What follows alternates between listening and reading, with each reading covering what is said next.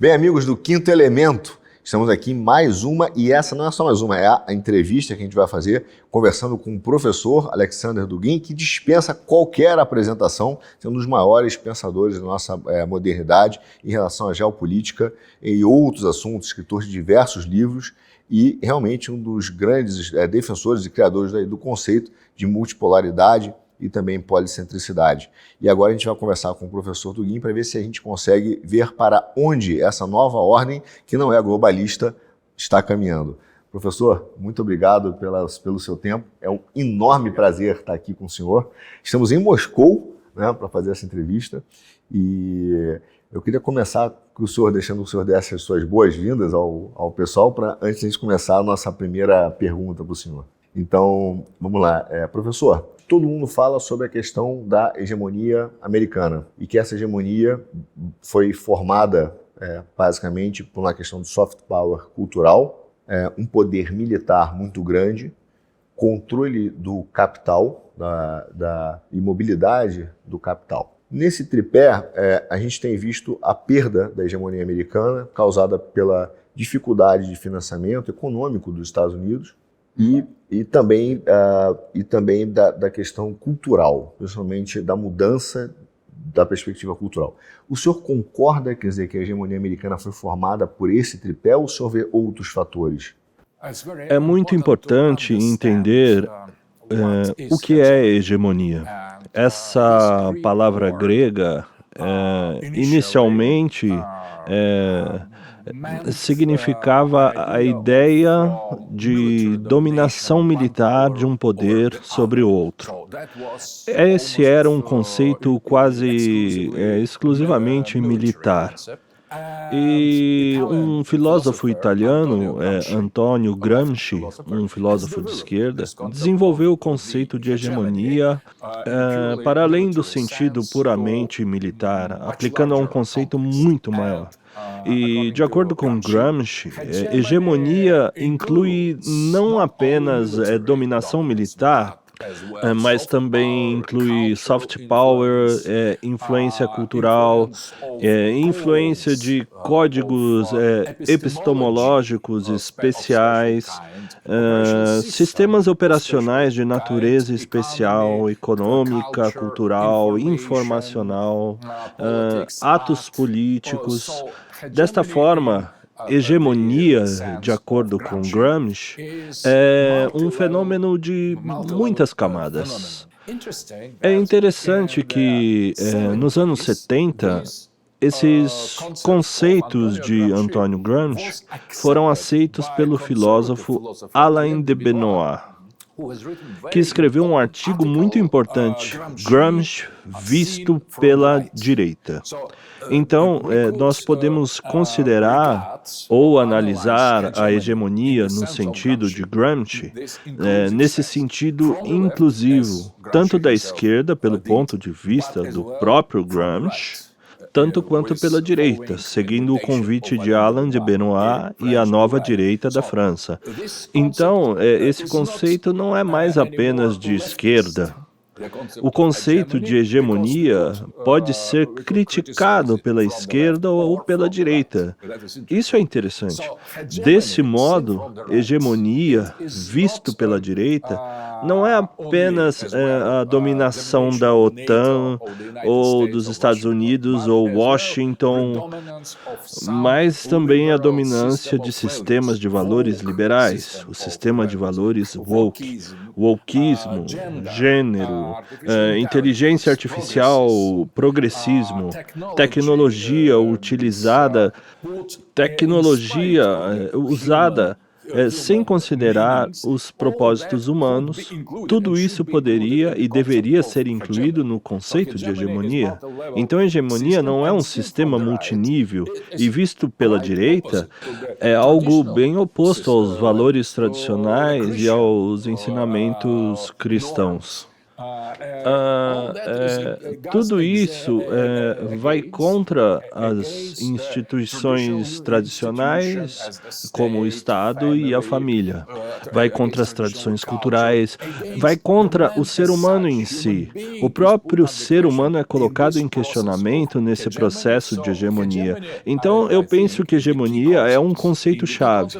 Um conceito-chave não apenas para os esquerdistas, mas também para as pessoas que rejeitam o wokeísmo, essa tendência que tenta destruir o ser humano, essa tendência que tenta destruir a identificação sexual das pessoas e a identidade humana. É interessante que isso é um fenômeno histórico, não é apenas degradação, não é algo apenas ocasional. Isso é o resultado lógico do liberalismo como regente do mundo. Porque o liberalismo foi criado inicialmente como nominalismo, uma oposição ao realismo durante a Idade Média. Depois disto, ele foi colocado dentro da igreja. E então veio a reforma protestante contra a visão holística do catolicismo. Na sequência, teve a destruição dos estados tradicionais, os níveis hierárquicos da sociedade tradicional europeia. Depois disso, ocorreu a Revolução Burguesa contra as profissões tradicionais, contra os lugares tradicionais das pessoas na sociedade e, ao mesmo tempo, contra a teologia cristã. Então, essa foi uma tendência anticristã do liberalismo.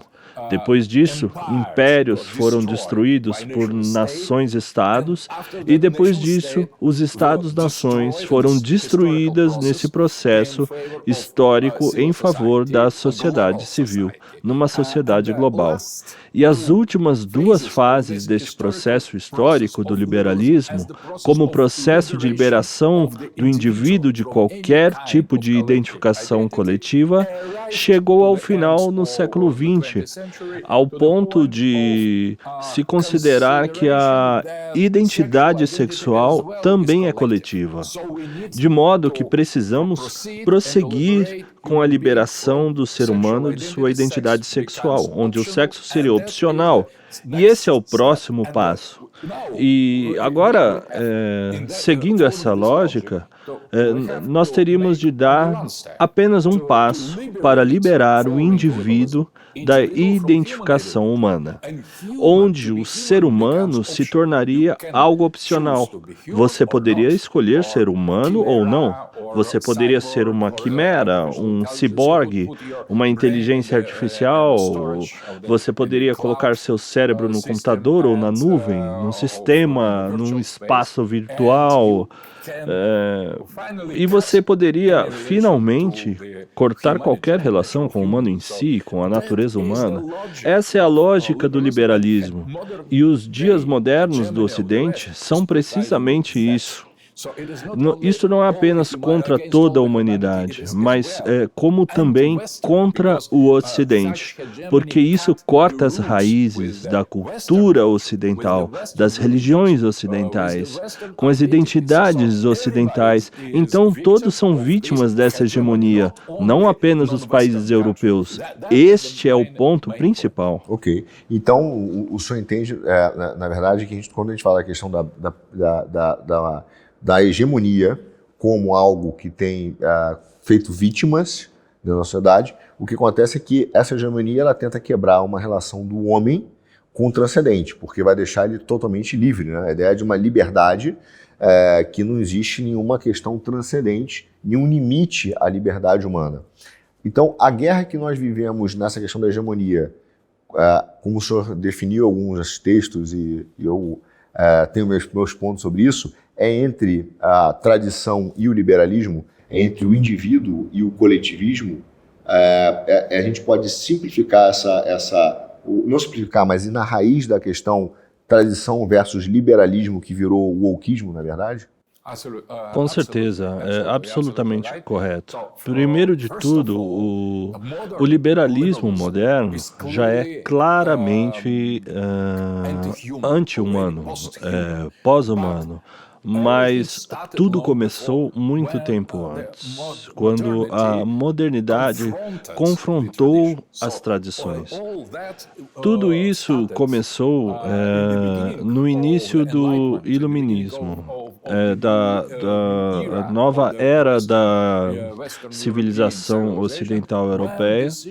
Bem, decisões foram tomadas em favor do progresso contra a tradição, em favor de mudanças contra a continuação do sagrado, e isso foi acompanhado da perda, precisamente, do significado da verticalização, da transcendência ou eternidade. Então, tudo foi colocado dentro da temporalidade. A eternidade foi esquecida e rejeitada. Tudo foi colocado na matéria. O aspecto espiritual foi deixado em segundo plano. Tudo foi colocado em confortos materiais e desenvolvimento tecnológico. Todos os elementos morais foram esquecidos ou descartados. Isso iniciou assim. E o liberalismo, desde as suas raízes, era tóxico. E agora a sua toxicidade está aberta para todos. É muito mais fácil de entender o quanto anti-humano essa ideologia é e o quão contranatural essa ideologia é, pois agora ela está manifestada. Mas todos os elementos essenciais de caráter transcendentais já estavam presentes no início deste processo. Então, nós precisamos sempre ver o liberalismo como um fenômeno histórico e não apenas julgar os resultados finais. É muito perigoso de se dizer que o liberalismo moderno contemporâneo é realmente mau e ruim, mas anteriormente não era contra a tradição e radical.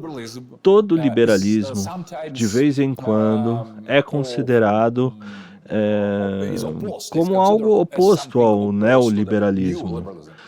Mas isso é algo metodologicamente errado, porque todo liberalismo, todo bom liberalismo é uma fase prévia do terrível liberalismo moderno. Então, para superar essa hegemonia, precisamos fazer uma revisão crítica da modernidade ocidental. Então, precisamos nos distanciar dessa modernidade e precisamos reabilitar a tradição e a eternidade, o cristianismo, as raízes da visão espiritual do mundo. Porque as leis do cristianismo, para o Ocidente, a visão tradicional, sagrada do mundo, com as leis da tradição, a modernidade iniciou. E agora a modernidade chegou ao fim da história, segundo a visão liberal. E na visão dos cristãos, é o reino do anticristo. Então, o que é descrito por Francis Fukuyama, o mesmo fenômeno é descrito pelos padres da igreja e toda a autoridade cristã como o reino do anticristo. Então, os mesmos eventos, o mesmo fenômeno, a mesma realidade é descrita por lados diferentes. E isso também não é coincidência. Somos nós contra eles. E à medida que eles começam a matar Deus, e agora eles o conseguiram fazê-lo para a civilização ocidental, não existe mais ser humano. Sem Deus não há humano. Se você destrói o Criador, a criatura é destruída junto. Então, o ser humano perde o seu próprio significado, seu conteúdo, não podendo ser mais provado de que é humano. Então, o liberalismo diz, ok, nós somos a favor da liberação, nós somos assassinos de Deus e temos orgulho de ser assassinos de homem. Mas essa é a hegemonia dos dias modernos, de Biden, dos dias modernos do capitalismo, do liberalismo e da globalização dos dias modernos. E é desta forma aos olhos da tradição, em todas as tradições e não apenas da tradição cristã. Na tradição islâmica, na tradição indiana, em qualquer tradição, o Ocidente moderno é o reino do mal.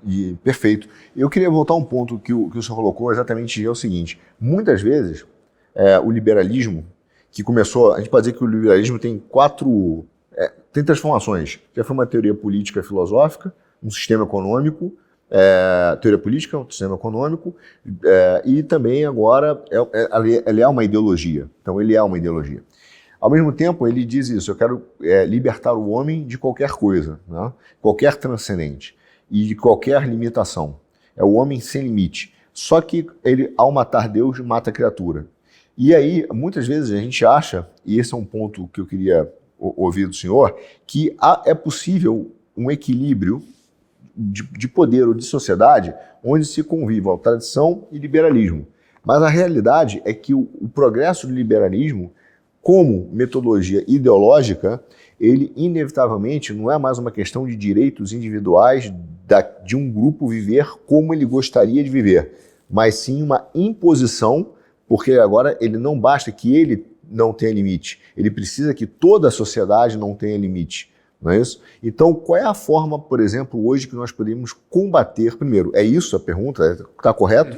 E segundo, ok, se é impossível harmonizar o liberalismo com a tradição para ter uma sociedade pacífica, qual é o sistema, qual é a forma, qual é o meio de vida que as sociedades ou os países deveriam adotar para combater esse liberalismo que virou o liberalismo ocidental, que se transformou no wokismo, na verdade?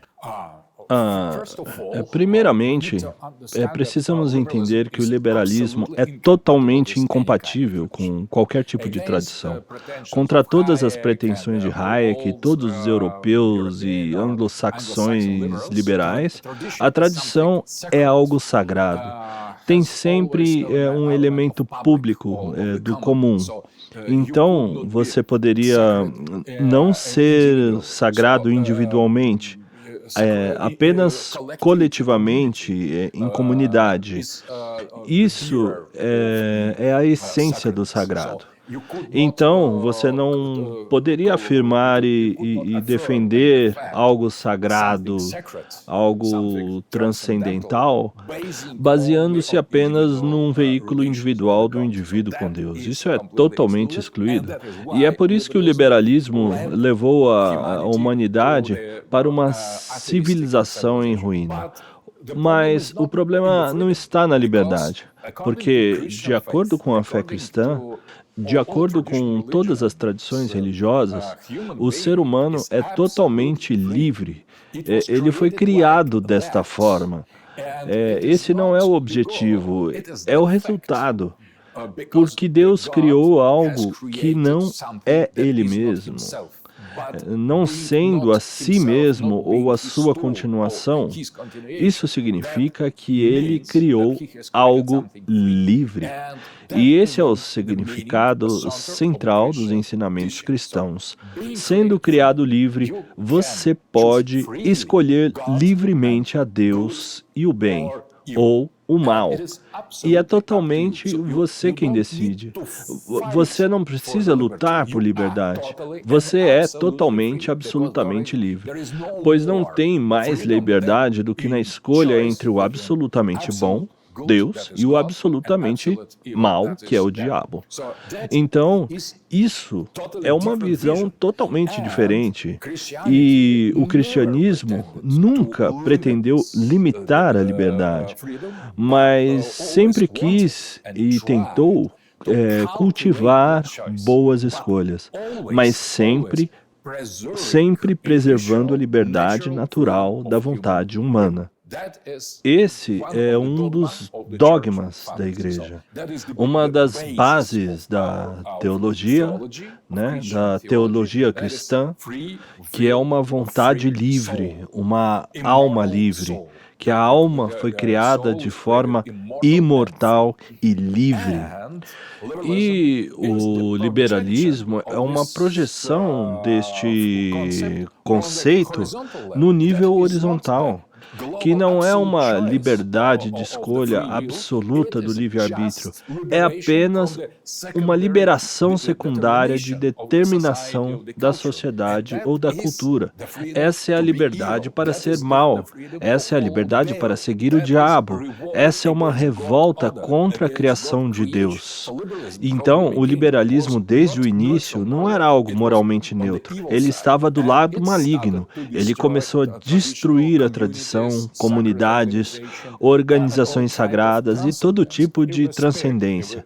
Foi falado, foi pensado em como podemos coexistir com o liberalismo.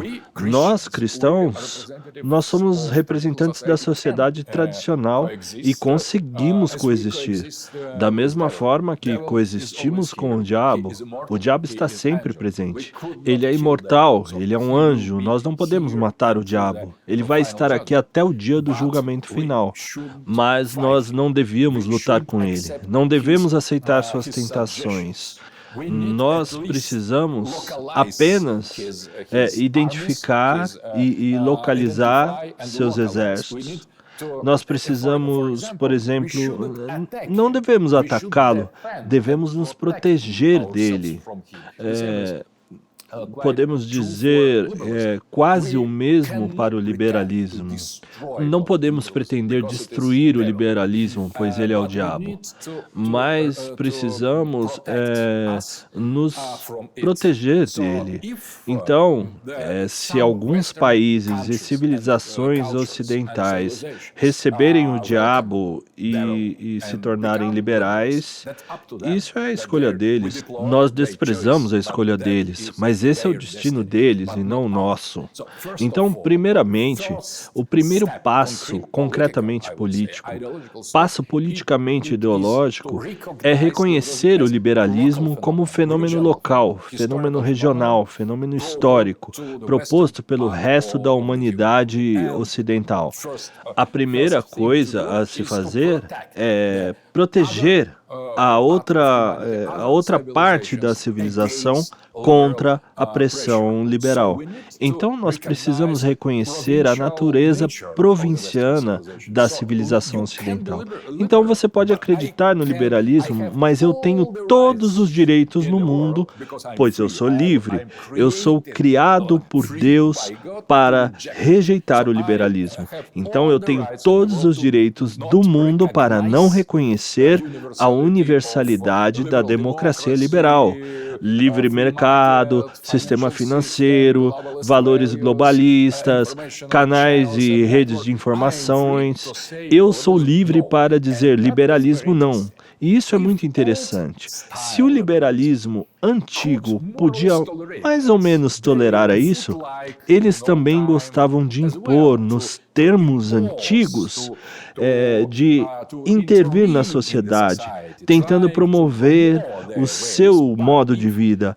Mas se você, no tempo do liberalismo antigo, dissesse, eu rejeito isso, eu sou livre para aceitar seus valores e para rejeitar, o tipo antigo de liberal diria, está certo, é o seu direito. E os woke liberais são totalmente intolerantes com a tradição.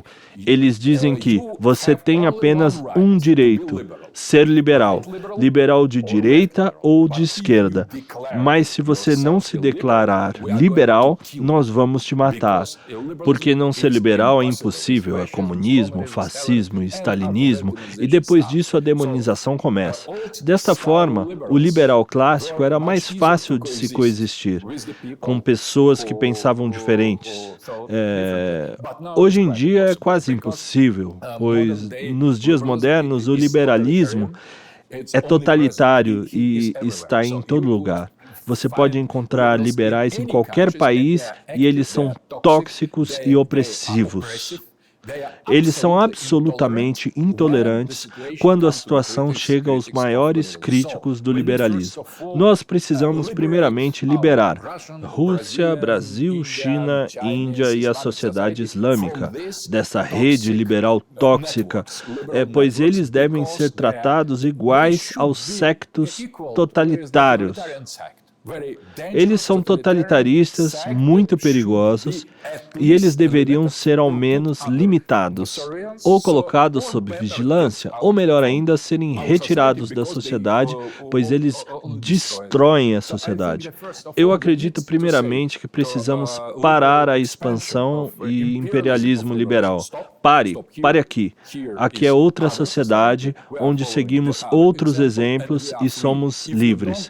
E se você não aceita a nossa liberdade, é problema seu. Nós somos livres. Nós somos russos, brasileiros, chineses, indianos, árabes, turcos, africanos.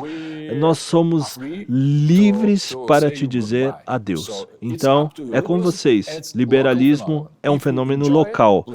Se você gosta dele, por favor, o faça. Você é um tolo, mas é sua decisão. Mas ele não é universal, não é a lei, não é o dogma. Se você gosta da democracia liberal, parlamentarista, capitalismo, direitos civis, política de gêneros, operações de transgêneros, o wokeísmo é a escolha sua, mas ele não é universal. E depois disso, veremos o que se segue. Esse é um bom ponto, professor, porque o que a gente vê hoje é esse liberalismo, na forma do seu wokeismo, trabalhando e utilizando várias ferramentas, e aí trazendo para a realidade não só do pensamento, mas vendo a materialidade da ação dele, trazendo para, exemplo, empresas.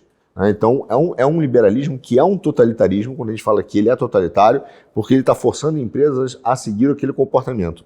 E quem não segue aquele comportamento, então é demitido, ou ele não pode, ou a empresa deixa de ter acesso aos benefícios do mercado, né? do crédito, etc. Então tem sido utilizado o dinheiro, a moeda, como forma de implementar esse totalitarismo libertário. O judiciário, né? Criminalizando, por exemplo, o seu direito de debater e dizer não àquele liberalismo, porque ele passa a ser algo obrigatório. Então você vê a mídia também sendo utilizada para isso, a educação, projetos educacionais. Quer dizer, existe uma onda que começa pela visão filosófica do liberalismo, do woke, mas esse pensamento ele tem diversos braços, né? E o senhor acha que essa tensão que existe hoje, aí uma tensão mundial, onde você tem, aí sim, os Estados Unidos, por exemplo, ou o liberalismo que capturou os Estados Unidos, utilizando a moeda para poder implementar a sua corrente demoníaca, liberal, ao mesmo tempo que tem usado o sistema judiciário da ONU e as instituições como meio também de forçar a implementação do regime totalitário, e aí vem essa reação de alguns países do Oriente e do Brasil e alguns países cristãos que dizem, não quero isso. E essa tensão que a gente vê hoje na tecnologia, com a inteligência artificial, a guerra dos chips entre China e Estados Unidos agora, o problema da moeda, da desdolarização, isso apenas são manifestações dessa tensão que existe entre o liberalismo woke e as nações ou as culturas, civilizações dizendo, não quero isso aqui. É assim que o senhor vê a dinâmica dessa tensão que existe no mundo hoje? Exatamente. Agora, e mais países do mundo, Brasil, Rússia, China, países africanos, países árabes, querem criar sistemas alternativos fora desta rede totalitária. Porque você está absolutamente correto. Hoje, o liberalismo dos dias modernos não é apenas ideológico. Essas ideias liberais já entraram nas coisas, nas tecnologias. Não há livre mercado. Todos os mercados devem ser controlados de alguma forma por globalistas. Caso contrário, será destruído, arruinado. Essas são mais e mais ferramentas ideológicas. Então, os mercados globalizados fingem ser livres. Finalmente, como apenas instrumentos de censura, de opressão, de punição àqueles que não aceitam o wokeísmo, e algum apoio de pessoas totalmente incompetentes em companhia que abraçam a agenda liberal. Por exemplo, os líderes europeus que são totalmente devotados ao liberalismo. A depravação humana e social é de nível muito, muito baixo. São quase idiotas. Mas, se você é leal ao liberalismo, você pode ser totalmente idiota e impotente na real política.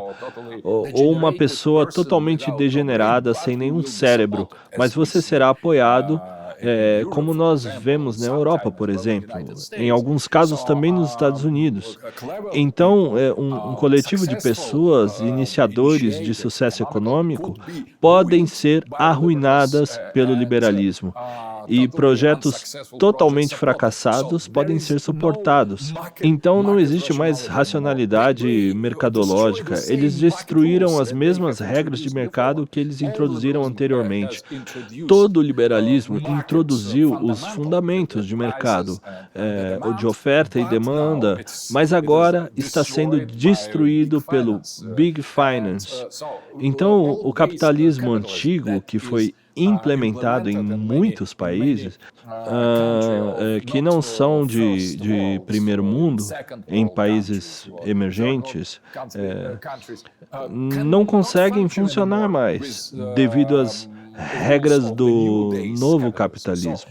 Então, nós precisamos responder a isso, criando uma alternativa, criando uma economia alternativa, pois agora nós temos a China não é totalmente liberal, e a China masterizou como submeter a economia liberal aos líderes do Estado. É muito mais um império confucionista do que uma oligarquia liberal. Não há rastros de oligarquia na China. Então, eu penso que a Índia está indo pelo mesmo caminho, tentando fazer a democracia liberal se submeter à identidade deles, a identidade hindu para a civilização, o sistema de castas. E eu acredito que o Brasil e a Argentina e outros países da América Latina, México, por exemplo, vão tentar encontrar seu próprio lugar nesse segundo mundo. Com a China, com a Índia, com a Rússia. A Rússia está em guerra agora contra o Ocidente, contra a hegemonia. Então a Rússia lidera, em primeiro lugar, a guerra militar, uma guerra difícil. A China lidera a competição econômica com o primeiro mundo. A Índia tenta se tornar mais forte e mais independente. Eu penso que agora é a vez da América Latina de definir uma área. Então, estamos no segundo nível, sendo escravos sob pressão do primeiro mundo, ou somos livres? Homem livre, civilização livre e soberana, sob a campanha de outra civilização livre e soberana. É a multipolaridade contra a unipolaridade. Ou se arriscar à hegemonia para ser escravo da hegemonia, ou declarar guerra à hegemonia e tentar criar e desenvolver uma nova estrutura, por exemplo, em meios de trocas de produtos e relações econômicas ou do capital financeiro, que não seja com países de primeiro mundo. O BRICS é um exemplo disso. A Shanghai Cooperation Organization é outro exemplo. A Eurasian Economic Union é outro exemplo. Todas essas estruturas secundárias do mundo, elas poderiam, eu espero que vão, substituir a hegemonia.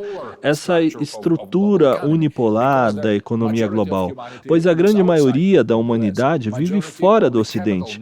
A grande maioria do capital está fora do Ocidente. A grande maioria dos recursos naturais está fora do Ocidente. Então, nós precisamos reconhecer e levar em consideração o nosso poder, pois eles tentam ganhar mais poder para si mesmos, enquanto nos mantêm fracos mentalmente. Pois eles falam: oh, vocês não são desenvolvidos, o seu nível de criminalidade é alto, vocês não são uma sociedade civilizada como a nossa, mas isso é propaganda política. Nós deveríamos dizer, não, nós temos nossos próprios valores, nós temos nossos próprios interesses, nossas regras, nossos objetivos e nossas normas, e nós temos a maioria da humanidade do nosso lado. Não do lado de vocês. Isso deveria ser traduzido na economia e nas redes de negócios. E isso nos dá uma grande oportunidade para todos nós, pois nós podemos competir, nós podemos trocar, nós podemos desenvolver nossas relações e nós deveríamos ser amigos e aliados na promoção desta alternativa multipolar de estrutura do mundo. Queria fazer duas perguntas que derivam da sua questão, professor. Primeiro, vendo esses outros países fora a hegemonia do liberalismo, que a gente chama de West, mas é do liberalismo. Não sei se o senhor concorda, mas as civilizações foram construídas a partir de 6 grandes religiões: cristianismo, judaísmo, o islã, hinduísmo, budismo e confucionismo. A partir dessas 6, existe todas elas, tirando o confucionismo, mas que tem um lado transcendental. Então, a gente, quando está falando nesse momento de uma perda de hegemonia, há um momento de transição, que é o liberalismo wokista contra esse bloco multipolar, mas que está unido, transcendental. Então, nós temos, antes de falar da multipolaridade como um todo, uma transição de bipolaridade, porque o certo seria cristianismo, hinduísmo, budismo, judaísmo, o islã, confucionismo se unirem para dizer não a essa autoridade. Então, sim, hoje o senhor vê que nós estamos numa transição entre essa bipolaridade, que é uma transição para, depois de acabar ou conter o liberalismo, o wokista, a gente possa acertar as nossas diferenças teológicas nesse meio. Pergunta 1. E a pergunta que também deriva dessa questão é a seguinte: como nós, e o senhor tem razão, diz, olha, nós nos punimos muito por não sermos desenvolvidos e não olhamos para os nossos recursos naturais, né, para a nossa posição. Como, por exemplo, nós cristãos olhamos, né, para essa tensão, mas a gente olha e vê o seguinte, que quem o liberalismo realmente ataca, apesar de a gente estar nessa multipolaridade desse lado transcendental, que são as 6 religiões, por que o wokismo só ataca o cristianismo? Ele não ataca o confucionismo, ele não ataca o islã, ele não ataca o budismo e ele não ataca o hinduísmo. Muito interessante. É muito interessante as suas perguntas. Primeiramente, eu creio que você esteja correto. Existe a modernidade contra todas as tradições, não apenas contra a tradição cristã. A hegemonia presente na agenda liberal é contra todos os sentidos de transcendentalidade e sacralidade. Então, concordo contigo que o confucionismo não conhece a transcendentalidade como as demais religiões.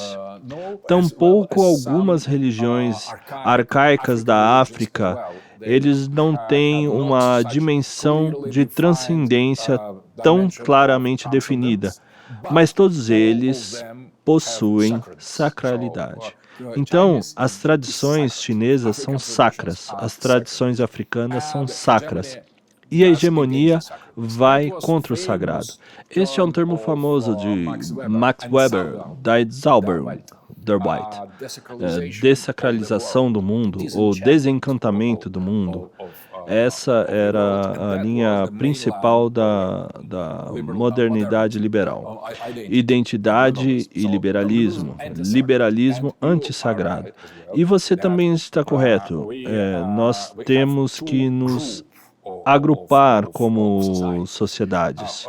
Um grupo da sociedade que ainda é devotado ao transcendente, às religiões e às tradições, religiões do mundo.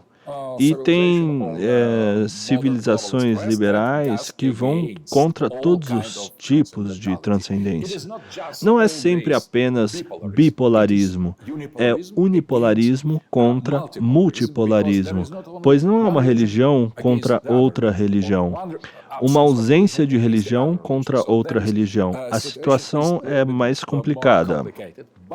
Mas é muito importante entender que o liberalismo ocidental moderno é contra todas as sociedades sagradas, pois é contra o sagrado em si. E isso cria esses conflitos. Eu concordo com isso. Em minha opinião, não deveria ser chamado neobipolaridade, mas dualidade. Dualidade entre o sagrado e o profano, entre o transcendente e a negação nihilista do transcendente. Mas a segunda pergunta é muito importante também, porque eles odeiam o cristianismo mais do que as outras tradições. Porque a agenda globalista liberal é orientada não apenas para fora, não vai apenas contra a sociedade fora da esfera ocidental, mas vai contra o próprio Ocidente em si. Porque a modernidade foi fundada, foi criada, foi baseada na negação do cristianismo. E ao lutar contra o espírito cristão e os valores cristãos, eles lutam contra a própria fundação deles, porque eles odeiam o cristianismo mais do que qualquer outra forma de sacralidade. Pois o demônio é contra todo tipo de sacralidade, mas, em primeiro, ele é inimigo de Cristo. Então, eu penso que a vingança do diabo, de Judas contra Cristo, Cartago contra Roma, e essa é a vingança do diabo que foi vencido por Cristo e o seu reino sagrado durante os séculos da Idade Média. E com o começo da nova era, ele começou a se vingar de Cristo. Então, o liberalismo moderno ocidental odeia mais os cristãos, pois ele odeia a sua própria sacralidade.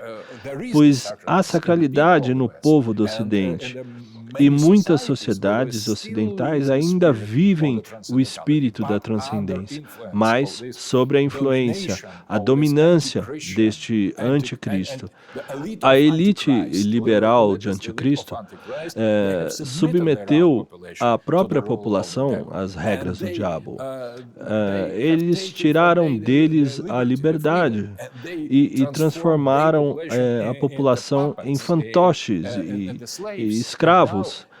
E agora eles vão sorrir e desfrutar no campo de concentração virtual de mutação, de pós-humano, de transgênero, transhumano, entidades cantando os cânticos do diabo abertamente. Então, a civilização ocidental está totalmente escravizada e totalmente privada de qualquer tipo de liberdade ou qualquer tipo de livre-arbítrio. E eles estão totalmente mecanizados e colocados na estrada rumo ao inferno. Estão naufragando. Eles estão orgulhosos de estarem rumando para o inferno. Eles afundam e desfrutam disso. Então, esse é o estágio final da civilização do anticristo. E é por esse motivo que eles odeiam tanto o cristianismo. E nesse ponto, professor, existem diversas iniciativas, né? E a gente tem que saber combatê-las. porém a perseguição tem sido muito grande, porque, por exemplo, no Brasil existem várias formas de tentar controlar as redes sociais, através de legislação inclusive, para tirar o direito de livre expressão, controlá-lo e atribuir, por exemplo, a questão da fé, ou questões específicas da fé, como se fossem discursos de ódio, para inverter o polo da questão e acabar perseguindo cristãos, ou tirando a liberdade das pessoas dizerem não, porque elas não vão poder dizer não àquilo, porque aquilo, dizer não ao liberalismo será um discurso de ódio. A gente vê diversas iniciativas, mas talvez a mais preocupante, porque existem várias, educacionais, financeiras, e eu queria ouvir o senhor sobre isso, é sobre a formação, que é muito, nesse aspecto, aí sim, religiosa, né? Do sentido da criação, um conto sagrado, da formação do novo homem, uma nova antropologia. Porque, no final das contas, a teoria queer é isso, é dizer que o homem é uma livre construção da sua subjetividade e que você não é real na sua substância. Então, que você não tem sexo, que você pode ser o que você quiser, basta que você imagine o assim você deseja. Ao mesmo tempo, vem a inteligência artificial e vem a ideia do transhumanismo, dos chips, de implementar um chip que otimize o seu pensamento, e isso formaria também um novo homem. Essa teoria queer, ela converge em algum momento para transhumanismo, por isso que são, os dois são prefixo trans, não é por isso, mas os dois convergem em algum momento para a formação desse novo homem, onde até o homem, então, antigo, nós seremos considerados quase que seres antiquados e subdesenvolvidos e, portanto, não mais necessários. Isso é muito importante. Primeiramente, as políticas transgênero são um tipo de fase do transhumanismo. O transgênero nos leva para a inteligência artificial, que nos leva ao transhumanismo, e esse é apenas o último estágio do liberalismo histórico. A liberação do indivíduo de qualquer tipo de identidade coletiva. Homens e mulheres são identidades coletivas e, portanto, devem ser destruídas. O ser humano em si é uma identidade coletiva, então o individualismo é fora do humanismo, é fora da humanidade. Essa é a lógica final do liberalismo. É muito interessante, essa é a nova antropologia, é pós-antropologia, apenas antropos. O homem pós-antropos, o indivíduo após o indivíduo humano. Essa é a meta. Para atingir essa meta, muitas tendências confluem no liberalismo, na política, na cultura, na ciência, na educação, nas redes de negócios, na economia. Mas o que é interessante é que o liberalismo moderno não é nem de direita nem de esquerda. É uma conversão da esquerda e da direita, pois as grandes companhias de finanças são tradicionalmente economicamente de direita, o livre empreendimento e assim por diante. Mas uma grande quantidade de dinheiro está nas mãos de uma pequena parcela de elite oligárquica financeira, que ao mesmo tempo é a favor dessa cultura e tentam utilizar a esquerda para promover esse tipo de pós-humanismo antropológico que falávamos. Essa é a combinação das grandes economias de direita com a cultura marxista de esquerda.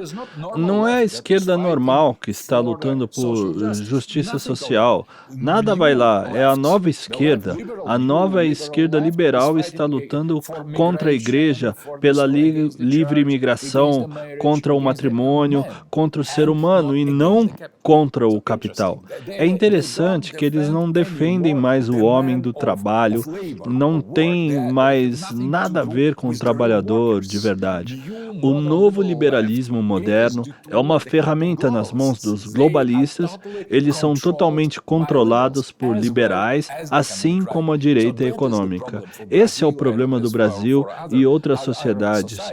Nós precisamos unificar a verdadeira direita da tradição, os defensores dos valores tradicionais, essa dimensão transcendental. Onde está aquele tipo de esquerda que luta pela justiça social?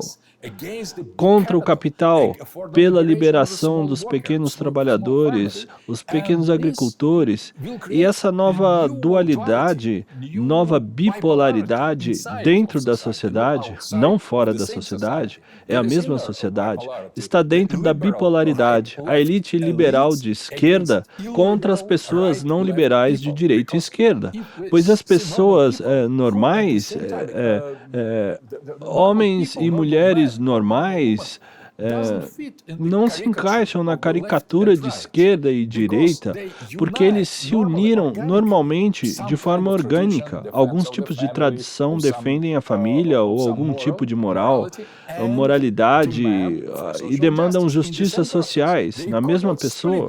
Eles não poderiam ser divididos, por exemplo, suas raízes em esquerda ou direita. Eles são naturalmente a junção de ambos, justiça social e valores tradicionais. Então, precisamos reorganizar a teoria política. Estou chamando de quarta teoria política. Então, precisamos atacar o liberalismo não da esquerda tradicional, nem da direita tradicional, tentando não cair no marxismo, nacionalismo ou fascismo, criando uma nova forma de ideologia que possa unificar, aproximar os justiceiros sociais com as crenças tradicionais. E os liberais tradicionais tentam nos separar, nos colocando para brigar uns contra os outros, extrema esquerda contra extrema direita. E finalmente tem um establishment de esquerda que compartilha das agendas liberais e tem um establishment de direita que compartilha das agendas capitalistas. E eles estão unificados num grupo elite globalista moderna, e nós precisamos unificar um outro grupo, um grupo das pessoas comuns de esquerda e direita contra as elites da esquerda e direita. Mas nós diferenciamos esquerda e direita, pois eles são de direita pelo capital e nós somos de direita pela tradição. Eles são de esquerda por serem contra os valores tradicionais e nós somos de esquerda pela justiça social. Então, as definições de direita e esquerda deveriam ser colocadas na frente dessa nova política. Precisamos de políticas totalmente novas na América Latina, na Rússia e em outros países. E é muito interessante isso, professor. É isso que eu queria explorar um pouco mais, que é o seguinte. O Tomás de Aquino, para os católicos, São Tomás de Aquino, ele colocava muito bem que era necessário você limitar na filosofia, na teologia, o status da discussão. E a esquerda, como sempre, por exemplo, não a esquerda, o liberalismo, o mal, sempre distorce, né? E eles limitaram. Então tá bom, então vou limitar. Hoje, talvez a grande maioria das pessoas não entendam que a limitação, e por isso que a esquerda define tanto a direita, ela gosta de definir a direita, vocês são isso, porque ela acaba limitando indiretamente o estado da discussão e retirando a possibilidade de uma cosmovisão cristã, por exemplo, do cenário. E você fica entre esquerda e direita, mas que no final são braços da mesma cabeça, que é o liberalismo do jeito que está hoje. E aí vem uma pergunta prática. Ok, é verdade. E a grande maioria dos jovens, por exemplo, quando começam a entender de política, a primeira pergunta que fazem é: você é esquerda ou você é direita? Na verdade, já está jogando ele para o colo do diabo, né? Jogando ele para o colo do mal. Mas, e aqui no Brasil nós temos alguns políticos também que falam: eu sou conservador. Mas se conservador não for redefinido sob a ótica da tradição ou de uma cosmovisão cristã, ele está no mesmo lugar de sempre. Não seria o caso de nós iniciarmos e do lado acadêmico e pensando na política, ser o motor para criar essa rede, esse network entre políticos que agora precisam ser não só formados, mas até alertados também sobre esse modelo, que defender esse liberalismo à direita também é estar com o mal, é também estar com o wokeismo, e a gente formar uma nova base política, não só dentro do Brasil, mas uma rede política que trabalhe mundialmente em conjunto, políticos do Brasil com políticos na Inglaterra, com políticos na Rússia, com políticos na China, mais complicado, né? Mas no Oriente, nos Estados Unidos, porque também temos cristãos lá dentro que acreditam na mesma visão que nós, no México, quer dizer, não criar um network alternativo nesse sentido, dentro né, mas que possa ter um programa em conjunto de formação, treinamento, que vai mudar a visão política dos países e da interação entre eles, mas também formar gente nova. porque a maioria dos políticos acabam caindo na mesma conversa do liberalismo à direita. Não deveria, quer dizer, quem poderia ser o motor, ou pelo menos a ponte intelectual para montar essa rede de políticos, nessa nova definição de políticos à direita? Primeiramente, eu gostaria de falar sobre de direita, sobre políticos de direita. Nós precisamos encontrar um novo critério para nos autodefinir. De direita, conservador, liberal de direita, não cobre a realidade de verdade das pessoas que defendem os valores tradicionais. Então, talvez seja melhor chamá-los de tradicionalistas. Tradicionalistas é algo claro.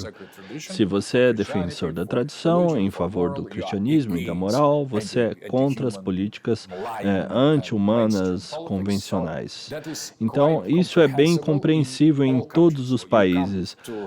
Você vai para a Rússia, vai para os Estados Unidos, você vai para os Estados Islâmicos, talvez hoje não na China, por ser um caso particular, mas se você for em quase toda a sociedade e se declarar um tradicionalista, você encontrará imediatamente no círculo econômico, no círculo político, na cultura, alguns grupos. Então essa rede não precisa ser criada, apenas precisa ser conectada. Essa rede já existe. Isso é algo interessante, esse tipo de rede já existe. Mas há gargalos entre a América Latina e os Estados Unidos, entre os Estados Unidos e a Europa, entre a Europa e a Rússia, entre a Rússia e a África, entre a África e os Estados Islâmicos, mas precisamos conectar essas redes, primeiro de tudo, isso é muito importante. Em segundo, a criação dessa rede tradicionalista se ajudando, promovendo uns aos outros e apoiando suas iniciativas. Então, primeiramente, nós não deveríamos rejeitar a esquerda, pois uma parte da esquerda está do nosso lado.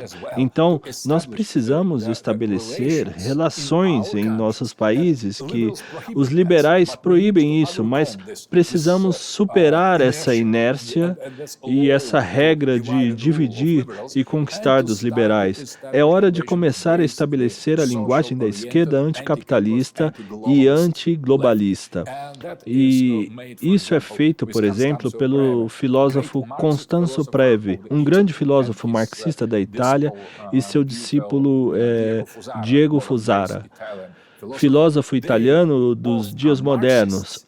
Ambos são marxistas que são totalmente de acordo e alinhados com nós tradicionalistas, com cristãos, defensores da identidade tradicional, sociedade, Estado.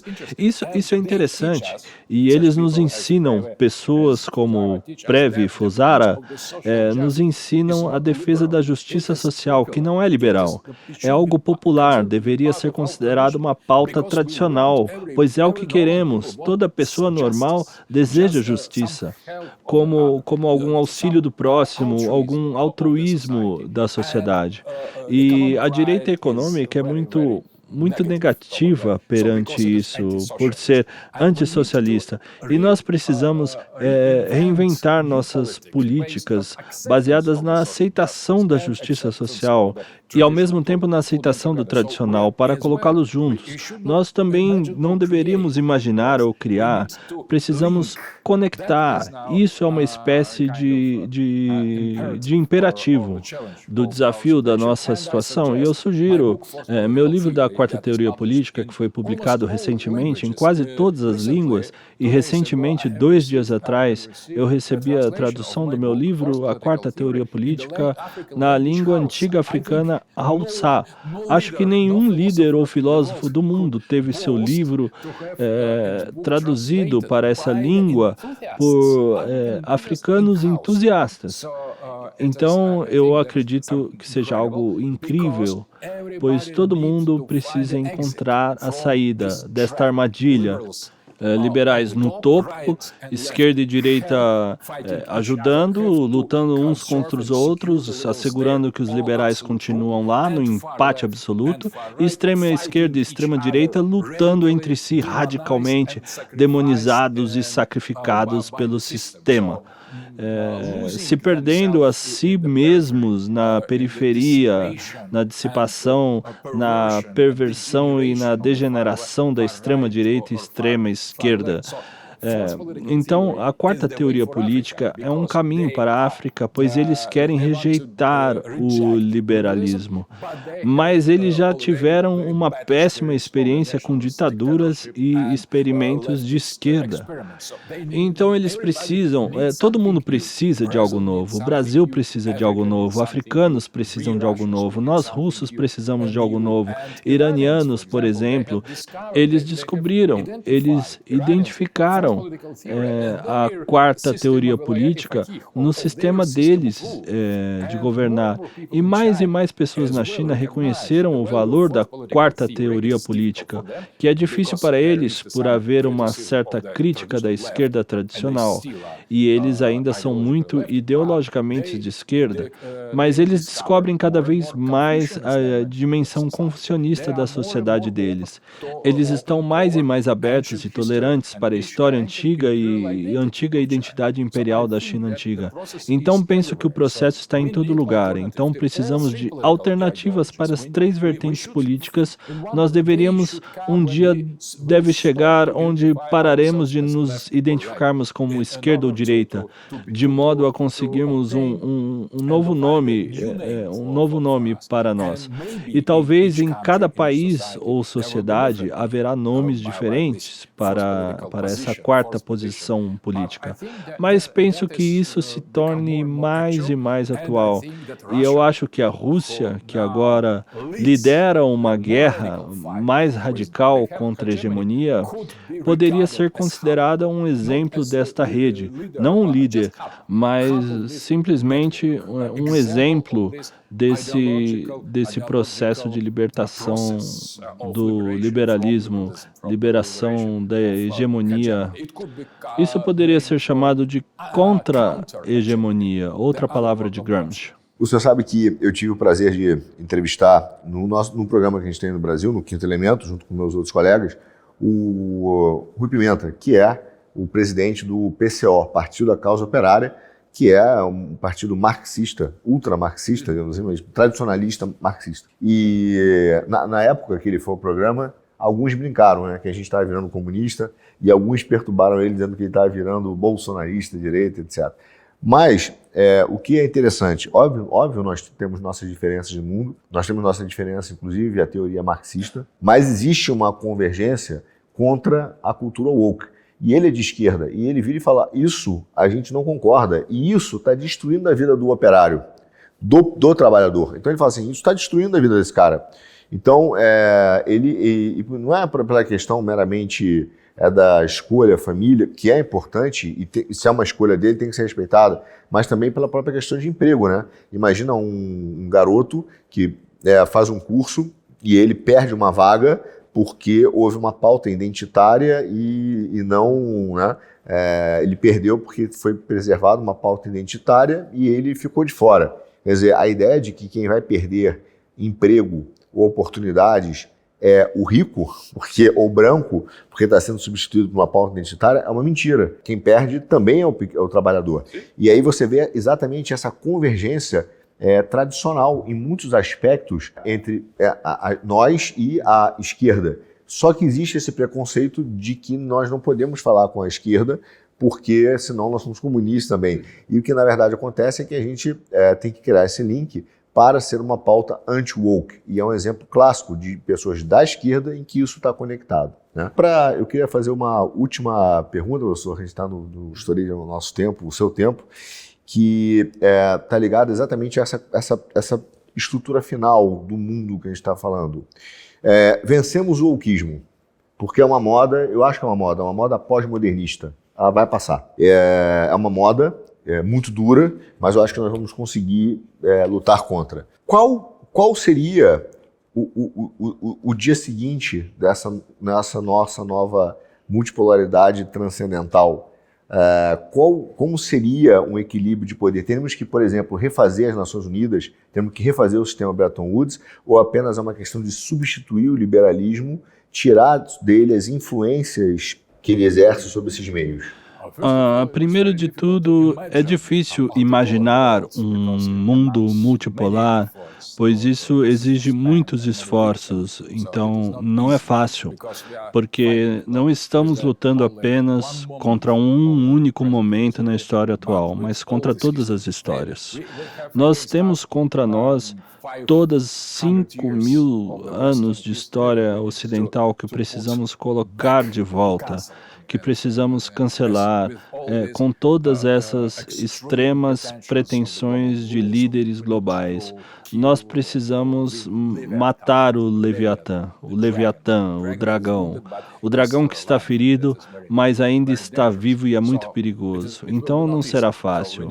Então precisamos nos prepararmos para a longa e dura batalha.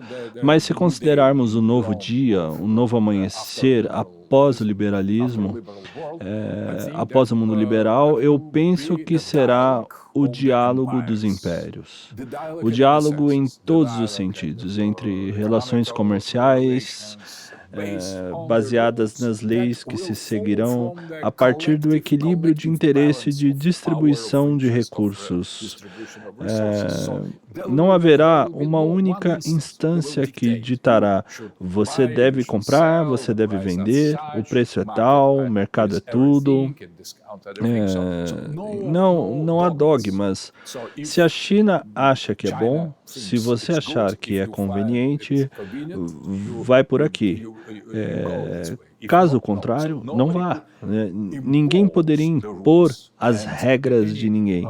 Talvez haveria pequenas quantidades de regras comuns aceitas, mas elas deveriam ser realmente democraticamente aceitas por todos. A propósito, não há sistema. Se tiver um sistema, deve basear-se no consenso de todos os súditos, não imposto por um lado. Esse é o conceito principal. Haverá conflitos, como sempre há. Pode haver guerra e pode haver paz. A natureza humana não é pacífica e nem selvagem. É a balança entre o bem e o mal.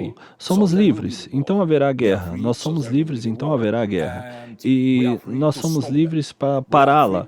Nós somos livres também para fazer a paz, para não começá-la.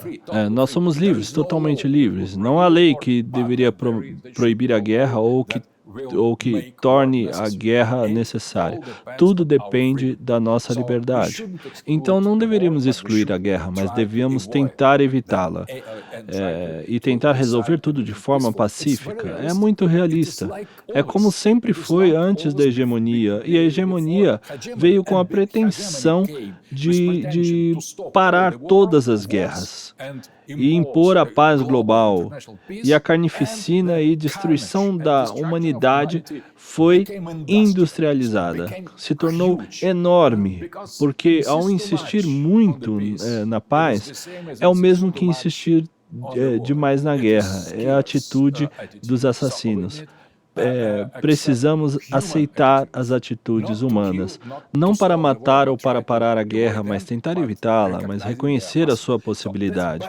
Então, a balança dos polos deveria, e um mundo multipolar deveria ser baseado nesse reconhecimento, que é muito comum e natural para civilizações diferentes, em aceitar a realidade e parar quando não se pode ir mais adiante. E isso o nosso mundo será humano, será relacionado a Deus, ao transcendente, relacionado, mas não deveríamos tentar substituir Deus. Então somos apenas criaturas e não somos absolutos. Podemos cometer erros, podemos cometer pecados e podemos fazer os bons atos. A história será aberta, a história irá continuar, e o Ocidente irá tentar encontrar seu papel e lugar próprio E eu espero que eles restaurem suas reais tradições, suas raízes cristãs, que eles restaurem sua própria herança greco-romana, que eles agora querem cancelar, os wokeístas, suas atitudes furiosas. Eu creio que eles vão retornar às suas próprias raízes. E eles serão considerados uma parte muito importante dessa multipolaridade, porque a nossa luta não é contra o Ocidente, mas sim contra a elite anti-ocidental globalista que tem sacrificado a identidade Perfeito, ocidental. professor. Bom, muito obrigado. Spasiba, muito obrigado. Foi um prazer a entrevista. Queria agradecer bastante. Foi muito esclarecedor. A gente faz muita reflexão sobre a guerra que ainda tem pela frente.